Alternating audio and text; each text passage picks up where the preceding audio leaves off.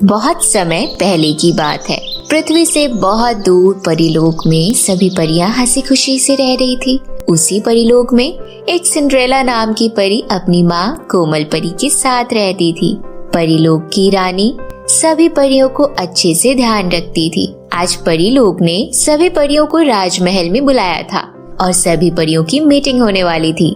थोड़ी देर बाद सभी परियां कॉन्फ्रेंस रूम में आ जाती हैं। मीटिंग में रानी परी सभी परियों को क्रिसमस पार्टी मनाने का प्लान बताती है। रानी परी सभी परियों को क्रिसमस पार्टी मनाने के लिए जिम्मेदारियां दे देती है।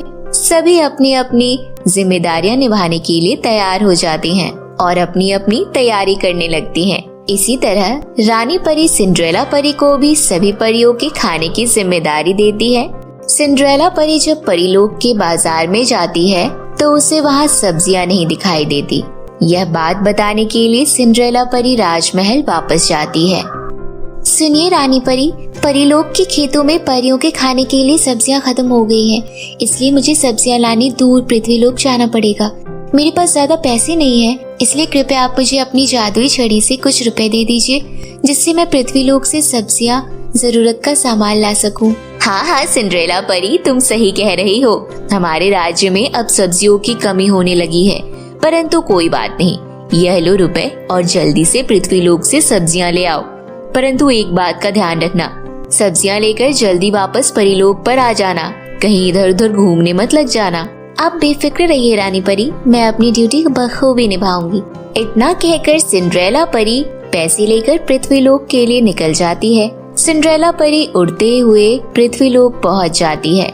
सिंड्रेला परी बिना समय बर्बाद किए अपने परी रूप को जादू से साधारण रूप में बदल लेती है और एक आम लड़की की तरह पास के ही गांव से सब्जियां खरीदने चली जाती है। इस तरह अच्छे से मोल भाव करके सिंड्रेला परी ढेर सारी सब्जियां व फल खरीद लेती है। सिंड्रेला परी कुछ ही घंटों में सारी शॉपिंग करके वापस परीलोक जाने की तैयारी में लग जाती है। इसके बाद सिंड्रेला वापस अपने परी रूप में आकर जंगल के रास्ते परीलोक जाने लगती है। लेकिन तभी सिंड्रेला परी को जंगल में एक लड़की रोते हुए दिखाई देती है। उस लड़की पर तरस खाते हुए सिंड्रेला परी तुरंत एक सेंटा क्लॉज में बदल जाती है। क्या हुआ छोटी बच्ची, तुम रो क्यों रही हो? मैं यहाँ से गुजर रहा था तो मैंने तुम्हें रोता हुआ देखा और मुझसे रहा नहीं गया। मैं सेंटा क्लॉज हूँ, क्या मैं तुम्हारी कुछ मदद कर सकता हूँ? क्या तुम सच में असली के सेंटा क्लॉज हो? लगता है भगवान ने मेरी सुन ली। सेंटा क्लॉज जी, मैं बहुत परेशान हूँ।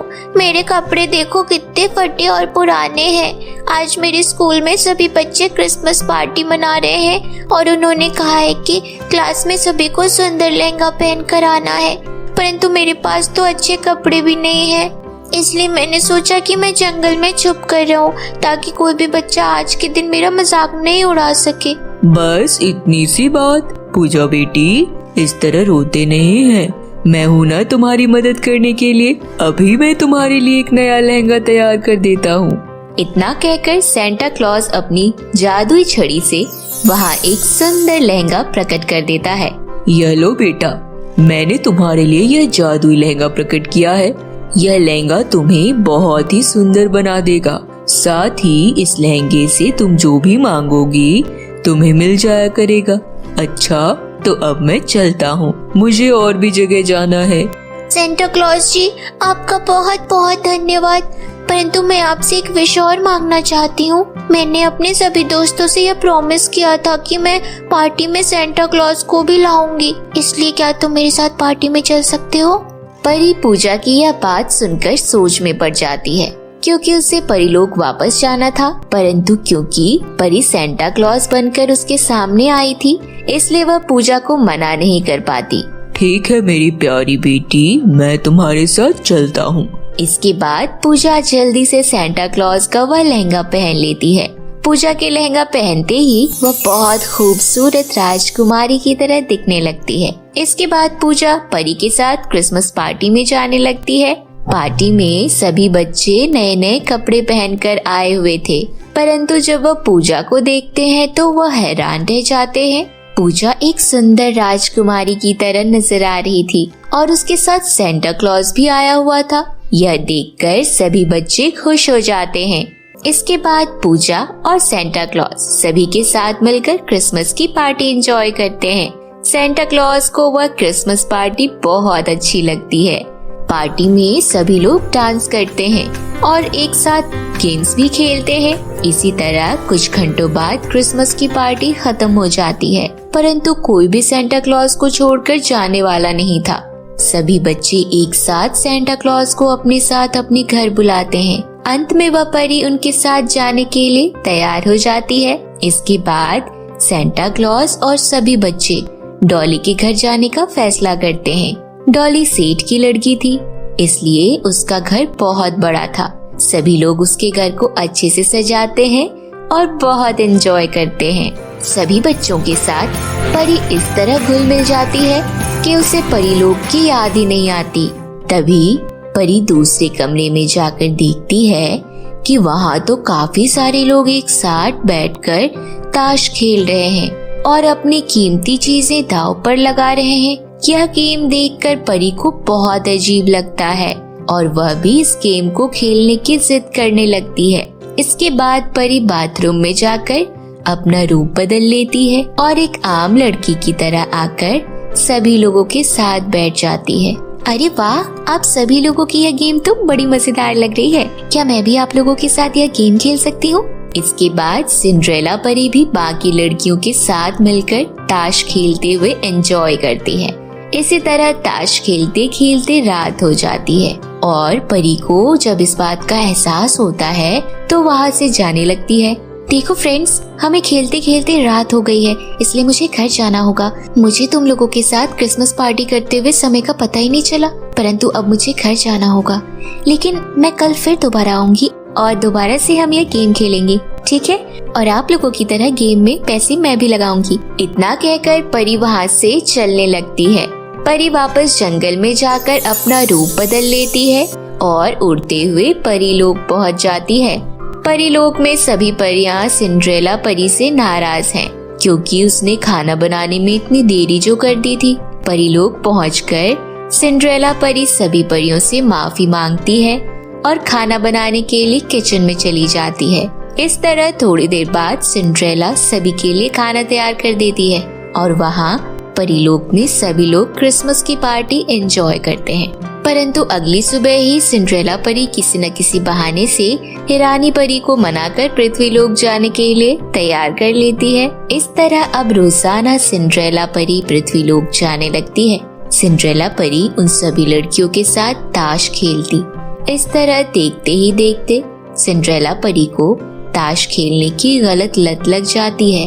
अब सिंड्रेला परी अपने रुपए पैसे सभी ताश में हार जाया करती और उसे इस बात का एहसास भी नहीं होता था।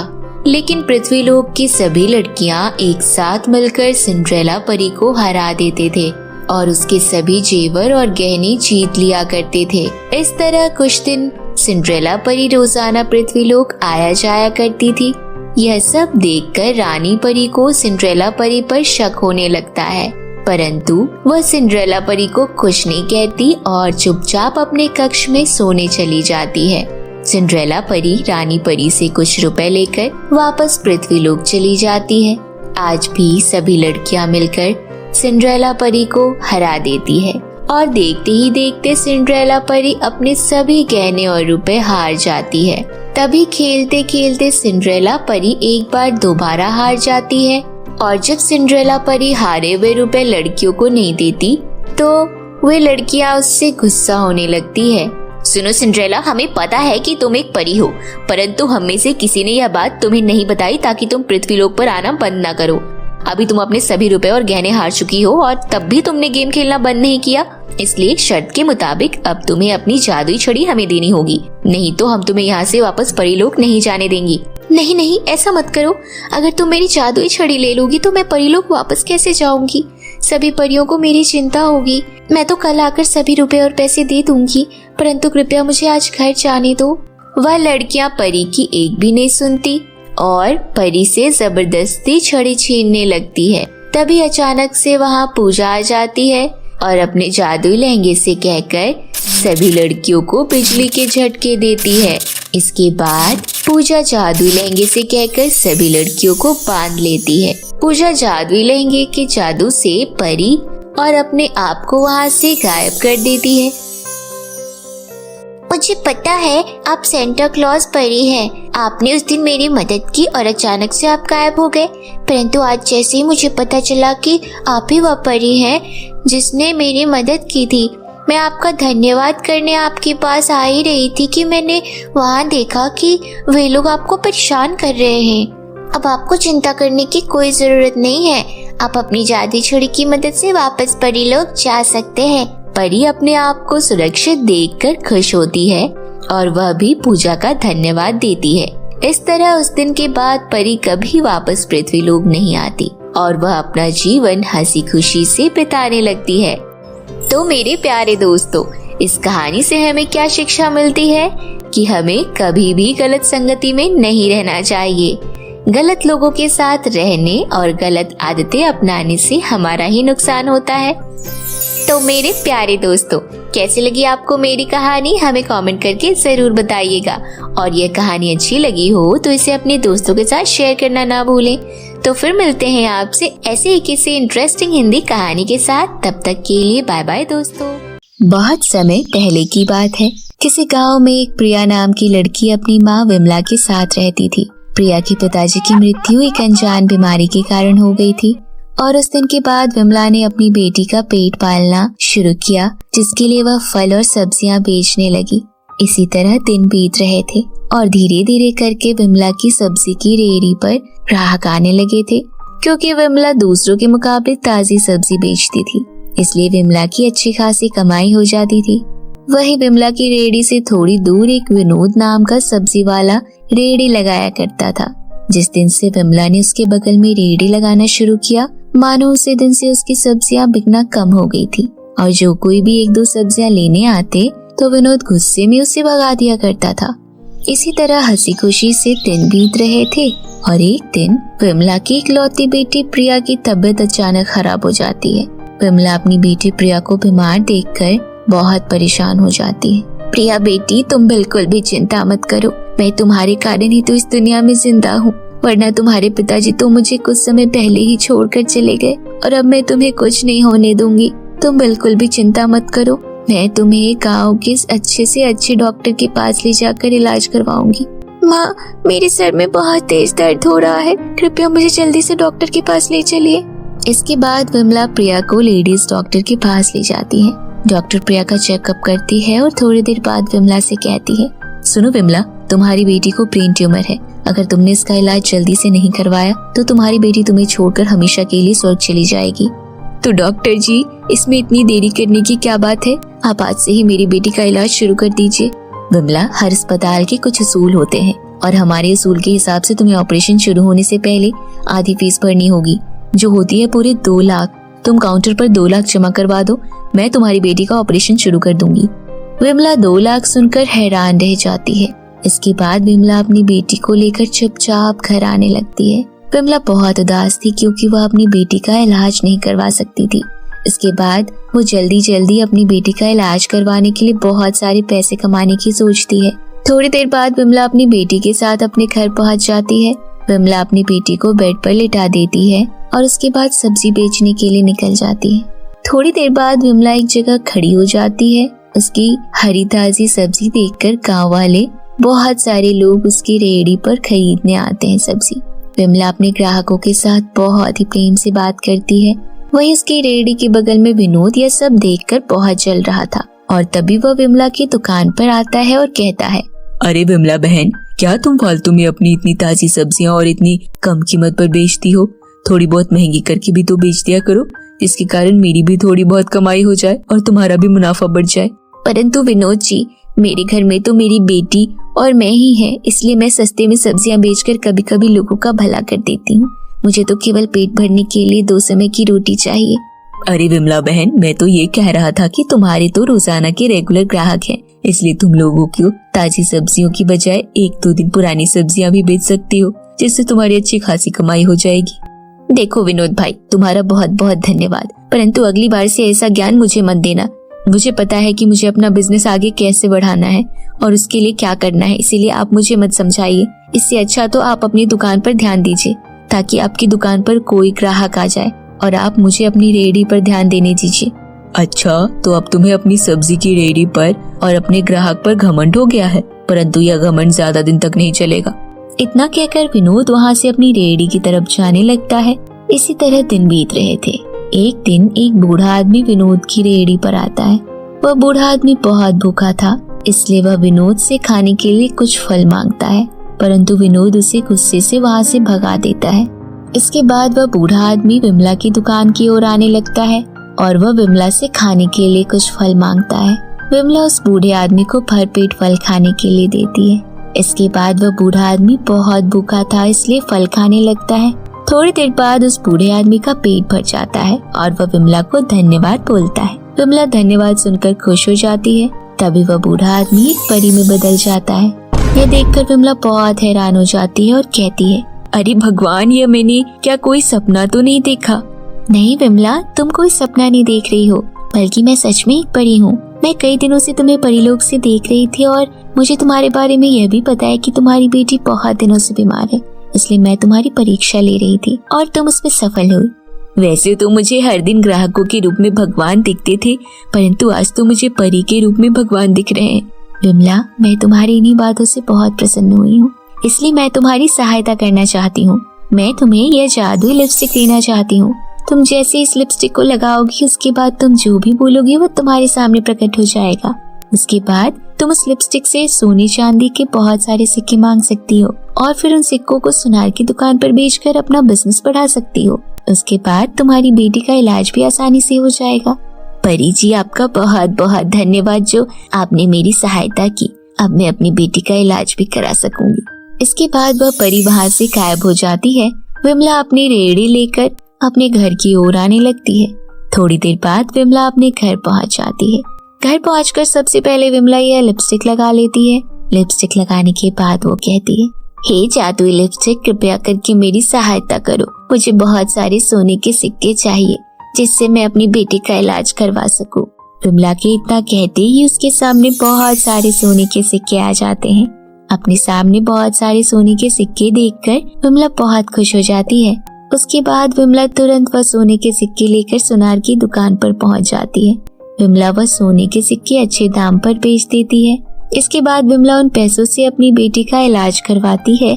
थोड़े दिन बाद विमला की बेटी पहले की तरह एकदम ठीक हो जाती है और उसके बाद विमला बाकी बचे हुए पैसों से एक सब्जी की बहुत बड़ी मंडी शुरू करती है और कुछ नौकर भी रख लेती है।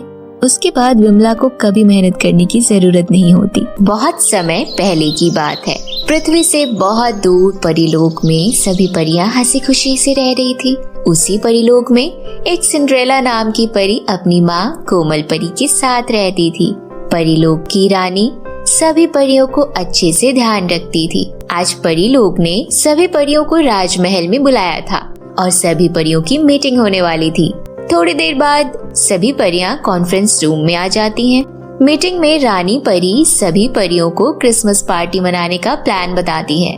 रानी परी सभी परियों को क्रिसमस पार्टी मनाने के लिए जिम्मेदारियां दे देती है। सभी अपनी अपनी जिम्मेदारियां निभाने के लिए तैयार हो जाती हैं और अपनी अपनी तैयारी करने लगती हैं। इसी तरह रानी परी सिंड्रेला परी को भी सभी परियों के खाने की जिम्मेदारी देती है। सिंड्रेला परी जब परीलोक के बाजार में जाती है तो उसे वहाँ सब्जियां नहीं दिखाई देती। यह बात बताने के लिए सिंड्रेला परी राजमहल वापस जाती है।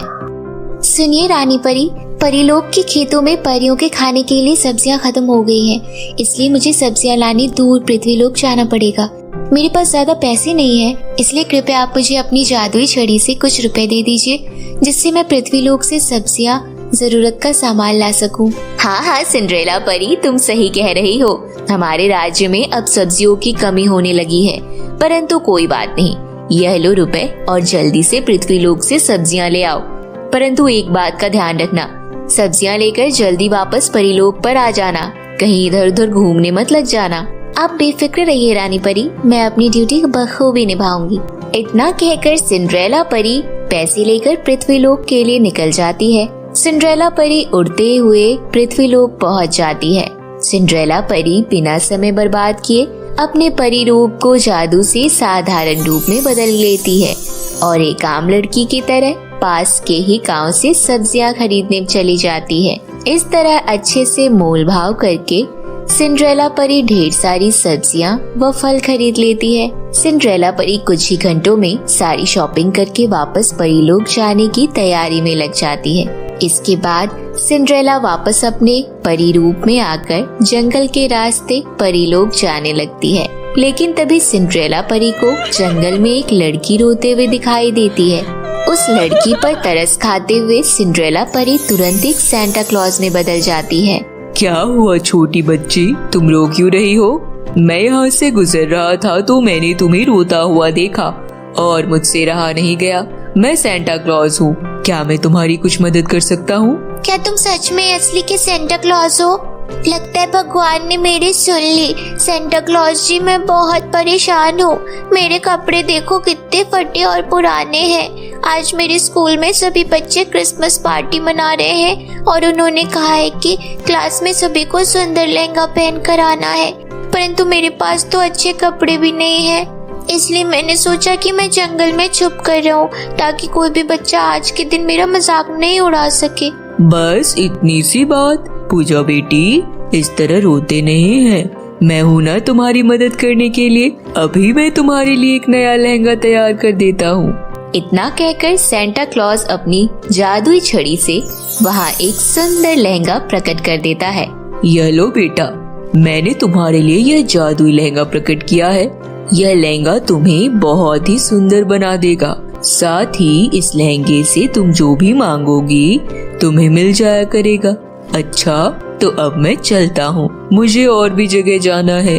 सेंटा क्लॉज जी, आपका बहुत बहुत धन्यवाद, परंतु मैं आपसे एक विश और मांगना चाहती हूँ। मैंने अपने सभी दोस्तों से यह प्रॉमिस किया था कि मैं पार्टी में सेंटा क्लॉज को भी लाऊंगी, इसलिए क्या तुम मेरे साथ पार्टी में चल सकते हो? परी पूजा की यह बात सुनकर सोच में पड़ जाती है, क्योंकि उसे परीलोक वापस जाना था, परंतु क्योंकि परी सेंटा क्लॉज बनकर उसके सामने आई थी, इसलिए वह पूजा को मना नहीं कर पाती। ठीक है मेरी प्यारी बेटी, मैं तुम्हारे साथ चलता हूँ। इसके बाद पूजा जल्दी से सेंटा क्लॉज का वह लहंगा पहन लेती है। पूजा के लहंगा पहनते ही वह बहुत खूबसूरत राजकुमारी की तरह दिखने लगती है। इसके बाद पूजा परी के साथ क्रिसमस पार्टी में जाने लगती है। पार्टी में सभी बच्चे नए नए कपड़े पहनकर आए हुए थे, परंतु जब वह पूजा को देखते हैं तो वह हैरान रह जाते हैं। पूजा एक सुंदर राजकुमारी की तरह नजर आ रही थी और उसके साथ सेंटा क्लॉज भी आया हुआ था। यह देखकर सभी बच्चे खुश हो जाते हैं। इसके बाद पूजा और सेंटा क्लॉज सभी के साथ मिलकर क्रिसमस की पार्टी एंजॉय करते हैं। सेंटा क्लॉज को वह क्रिसमस पार्टी बहुत अच्छी लगती है। पार्टी में सभी लोग डांस करते हैं और एक साथ गेम्स भी खेलते हैं। इसी तरह कुछ घंटों बाद क्रिसमस की पार्टी खत्म हो जाती है, परंतु कोई भी सेंटा क्लॉज को छोड़कर जाने वाला नहीं था। सभी बच्चे एक साथ सेंटा क्लॉज को अपने साथ अपने घर बुलाते हैं। अंत में वह परी उनके साथ जाने के लिए तैयार हो जाती है। इसके बाद सेंटा क्लॉज और सभी बच्चे डॉली के घर जाने का फैसला करते हैं। डॉली सेठ की लड़की थी, इसलिए उसका घर बहुत बड़ा था। सभी लोग उसके घर को अच्छे से सजाते हैं और बहुत एंजॉय करते हैं। सभी बच्चों के साथ परी इस तरह घुल मिल जाती है कि उसे परी लोग की याद ही नहीं आती। तभी परी दूसरे कमरे में जाकर देखती है कि वहाँ तो काफी सारे लोग एक साथ बैठकर ताश खेल रहे हैं और अपनी कीमती चीजें दांव पर लगा रहे हैं। यह गेम देखकर परी को बहुत अजीब लगता है और वह भी इस गेम को खेलने की जिद करने लगती है। इसके बाद परी बाथरूम में जाकर अपना रूप बदल लेती है और एक आम लड़की की तरह आकर सभी लोगों के साथ बैठ जाती है। अरे वाह, आप सभी लोगों की यह गेम तो बड़ी मजेदार लग रही है। क्या मैं भी आप लोगों के साथ यह गेम खेल सकती हूँ? इसके बाद सिंड्रेला परी भी बाकी लड़कियों के साथ मिलकर ताश खेलते हुए एंजॉय करती है। इसी तरह ताश खेलते खेलते रात हो जाती है और परी को जब इस बात का एहसास होता है तो वहाँ से जाने लगती है। देखो फ्रेंड्स, हमें खेलते खेलते रात हो गई है, इसलिए मुझे घर जाना होगा। मुझे तुम लोगों के साथ क्रिसमस पार्टी करते हुए समय का पता ही नहीं चला, परंतु अब मुझे घर जाना होगा। लेकिन मैं कल फिर दोबारा आऊंगी और दोबारा से हम यह गेम खेलेंगे, ठीक है? और आप लोगों की तरह गेम में पैसे मैं भी लगाऊंगी। इतना कहकर परी वहाँ से चलने लगती है। परी वापस जंगल में जाकर अपना रूप बदल लेती है और उड़ते हुए परी लोक पहुँच जाती है। परी लोक में सभी परियां सिंड्रेला परी से नाराज हैं, क्योंकि उसने खाना बनाने में इतनी देरी जो कर दी थी। परी लोक पहुंचकर सिंड्रेला परी सभी परियों से माफी मांगती है और खाना बनाने के लिए किचन में चली जाती है। इस तरह थोड़ी देर बाद सिंड्रेला सभी के लिए खाना तैयार कर देती है और वहाँ परीलोक में सभी लोग क्रिसमस की पार्टी एंजॉय करते हैं। परंतु अगली सुबह ही सिंड्रेला परी किसी न किसी बहाने से रानी परी को मनाकर पृथ्वीलोक जाने के लिए तैयार कर लेती है। इस तरह अब रोजाना सिंड्रेला परी पृथ्वीलोक जाने लगती है। सिंड्रेला परी उन सभी लड़कियों के साथ ताश खेलती। इस तरह देखते ही देखते सिंड्रेला परी को ताश खेलने की गलत लत लग जाती है। अब सिंड्रेला परी अपने रुपए पैसे सभी ताश में हार जाया करती और उसे इस बात का एहसास भी नहीं होता था। लेकिन पृथ्वीलोक की सभी लड़कियां एक साथ मिलकर सिंड्रेला परी को हरा देते थे और उसके सभी जेवर और गहने जीत लिया करते थे। इस तरह कुछ दिन सिंड्रेला परी रोजाना पृथ्वीलोक आया जाया करती थी। यह सब देखकर रानी परी को सिंड्रेला परी पर शक होने लगता है, परंतु वह सिंड्रेला परी को कुछ नहीं कहती और चुपचाप अपने कक्ष में सोने चली जाती है। सिंड्रेला परी रानी परी से कुछ रुपए लेकर वापस पृथ्वीलोक चली जाती है। आज भी सभी लड़कियां मिलकर सिंड्रेला परी को हरा देती है और देखते ही देखते सिंड्रेला परी अपने सभी गहने और रुपए हार जाती है। तभी खेलते खेलते सिंड्रेला परी एक बार दोबारा हार जाती है और जब सिंड्रेला परी हारे हुए रुपए लड़कियों को नहीं देती तो वे लड़कियां उससे गुस्सा होने लगती है। सुनो सिंड्रेला, हमें पता है कि तुम एक परी हो, परंतु हम में से किसी ने यह बात तुम्हें नहीं बताई ताकि तुम पृथ्वीलोक पर आना बंद न करो। अभी तुम अपने सभी रुपए और गहने हार चुकी हो और तब भी तुमने गेम खेलना बंद नहीं किया, इसलिए शर्त के मुताबिक अब तुम्हें अपनी जादुई छड़ी हमें देनी होगी, नहीं तो हम तुम्हें यहाँ से वापस परीलोक नहीं जाने देंगी। नहीं नहीं, ऐसा मत करो। अगर तुम मेरी जादुई छड़ी ले लोगी तो मैं परीलोक वापस कैसे जाऊंगी? सभी परियों को मेरी चिंता होगी। मैं तो कल आकर सभी रुपए और पैसे दे दूंगी, परंतु कृपया मुझे आज घर जाने दो। वह लड़कियां परी की एक भी नहीं सुनती और परी से जबरदस्ती छड़ी छीनने लगती है। तभी अचानक से वहाँ पूजा आ जाती है और अपने जादुई लहंगे से कहकर सभी लड़कियों को बिजली के झटके देती है। इसके बाद पूजा जादुई लहंगे से कहकर सभी लड़कियों को बांध लेती है। पूजा जादुई लहंगे के जादू से परी और अपने आप को वहाँ से गायब कर देती है। मुझे पता है आप सेंटा क्लॉज परी हैं। आपने उस दिन मेरी मदद की और अचानक से आप गायब हो गए, परंतु आज जैसे ही मुझे पता चला कि आप ही वह परी हैं जिसने मेरी मदद की थी, मैं आपका धन्यवाद करने आपके पास आ ही रही थी कि मैंने वहाँ देखा कि वे लोग आपको परेशान कर रहे हैं। अब आपको चिंता करने की कोई जरूरत नहीं है। आप अपनी जादुई छड़ी की मदद से वापस परीलोक जा सकते हैं। परी अपने आप को सुरक्षित देखकर खुश होती है और वह भी पूजा का धन्यवाद देती है। इस तरह उस दिन के बाद परी कभी वापस पृथ्वीलोक नहीं आती और वह अपना जीवन हंसी खुशी से बिताने लगती है। तो मेरे प्यारे दोस्तों, इस कहानी से हमें क्या शिक्षा मिलती है कि हमें कभी भी गलत संगति में नहीं रहना चाहिए। गलत लोगों के साथ रहने और गलत आदतें अपनाने से हमारा ही नुकसान होता है। तो मेरे प्यारे दोस्तों, कैसी लगी आपको मेरी कहानी? हमें कमेंट करके जरूर बताइएगा और ये कहानी अच्छी लगी हो तो इसे अपने दोस्तों के साथ शेयर करना ना भूलें। तो फिर मिलते हैं आपसे ऐसे ही किसी इंटरेस्टिंग हिंदी कहानी के साथ। तब तक के लिए बाय बाय दोस्तों।